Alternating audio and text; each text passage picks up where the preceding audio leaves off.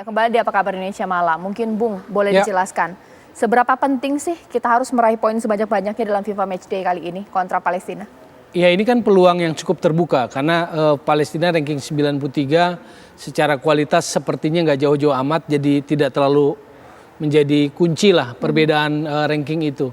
Lalu itu kan gunanya untuk meningkatkan kualitas timnas bertanding dengan lawan yang makin bagus kompetitif, lalu kemudian yang lain adalah meningkatkan ranking kita, ranking FIFA kita.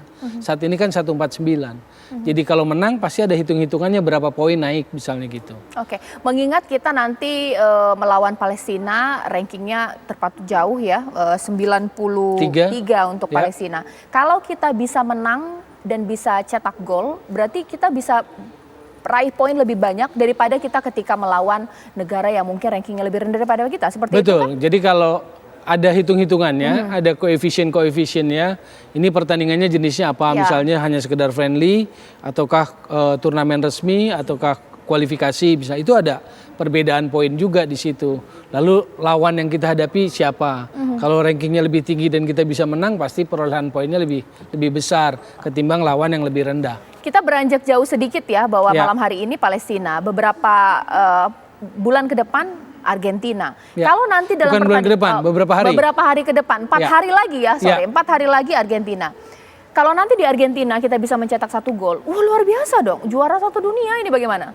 Mencetak 1 gol menang nggak? Kalau 1 gol itu menang ya poinnya besar. Kalau tidak menang tapi 1 gol aja minimal, ini bagaimana? Kalau tidak menang 1 gol ya hitungannya kalah toh.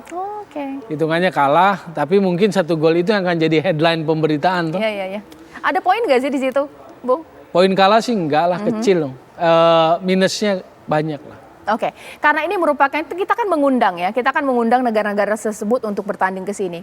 Ada tidak sih istilah gol kasihan gitu? Dia berikan saja kasihan karena ya tuan rumah gitu, itu bagaimana? Lobby-lobby seperti itu? Mungkin tidak terjadi. Kalau mungkin tidak mungkin, ya artinya begini, kan pertanyaan besarnya adalah Argentina ranking 1, Ya. Indonesia ranking 149. Secara sepak bola dia ambil manfaat itu di uji coba lawan Australia besok di Cina. Jadi itu dia menguji dirinya secara sepak bola. Ya. Karena Australia adalah tim finalis Piala Dunia juga. Tapi lawan Indonesia tentu kualitas atau level yang berbeda. Maka kemudian apakah pertanyaan besarnya Argentina serius apa tidak gitu loh.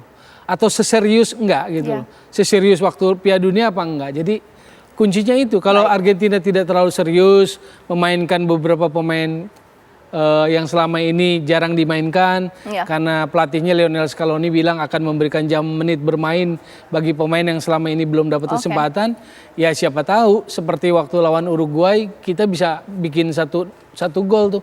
Boas kan waktu 2010 kalau nggak salah. Ya. Bung, sekarang saya akan beranjak ke Surabaya lagi untuk melihat bagaimana suasana malam hari ini di sana ya. Nah, ini dia Goldi sudah ada. Goldi, silakan dengan laporannya. Caca, selamat malam. Saat ini Caca dan juga pemirsa, kurang 15 menit lagi kick-off antara Indonesia melawan Palestina akan segera dimulai di Stadion Gelora Bung Tomo. Dan dari timnas Indonesia melalui Coach Sintayong ini sudah menurunkan 11 pemain inti untuk laga melawan Palestina malam ini. Dan Coach Sintayong sendiri menggunakan skema 4-4-2 di mana kiper pada hari ini dipercayakan kepada Syahrul Trisna Fadilah. Kemudian di bek tengah itu ada Elkan Bagot dan juga Rizky Ridho. Sementara untuk bek sayapnya ada Pratama Arhan dan juga Asnawi. Sementara untuk pemain tengahnya ini ada 4 pemain yaitu Maklok, kemudian Marcelino Ferdinand, Ricky Kambuaya dan juga Yakob Saruri. Sementara untuk pemain depannya ini dipercayakan ke Muhammad Dimas Derajat dan Rafael William Sturik. Sementara untuk timnas Palestina sendiri ini menerapkan formasi 4-5-1 untuk melawan Indonesia. Tentu beberapa pemain inti yang dibawa Sintayong untuk melawan Palestina ini dari pihak timnas sendiri memang optimis agar Indonesia dapat mencuri poin ataupun dapat memenangkan laga di FIFA Match Day pada bulan Juni ini. Karena selain melawan Palestina pada hari ini, nanti di tanggal 19 Juni ini akan melawan Argentina di Stadion Gelora Bung Karno, Jakarta. Bisa dilihat situasi terkini, Caca dan juga pemirsa, ini beberapa penonton yang baru datang ini silih berganti untuk masuk ke dalam stadion.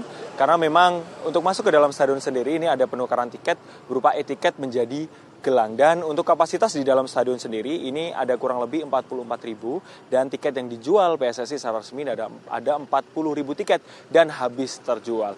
Kami sempat mewawancarai beberapa penonton yang berasal dari berbagai daerah. Mulai dari Surabaya, ada yang dari Sidoarjo, ada juga yang dari Makassar.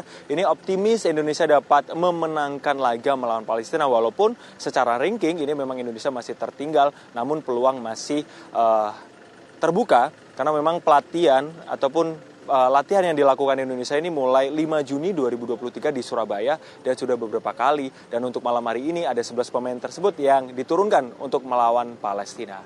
Caca.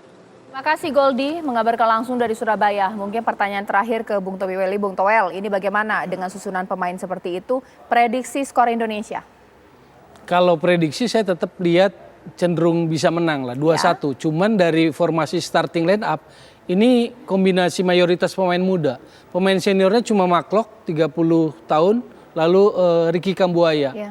Saya lihat ini main 4-3-3, di belakang apalagi anak muda semua tuh. Asnawi 23, Pratama Arhan 21, Elkan Bagot, Rizky Ridho. Ini anak muda semua barisan. Lalu di tengahnya Maklok, di Ricky Kambuaya, Yakob Yuri. Yang naturalisasi anak muda U20 Rafael Struik yang main. Oke, baik. Tapi optimis ya kita menang malam hari ini. Kalau saya sih lihat peluangnya masih bisa lah. Wah, saya juga ini optimis ini. Dengan skor tipis sih 2-1 sih masih memungkinkan. Baik, Bung, terima kasih atas Sama-sama. waktunya. Kita doakan yang terbaik untuk timnas Indonesia malam hari ini.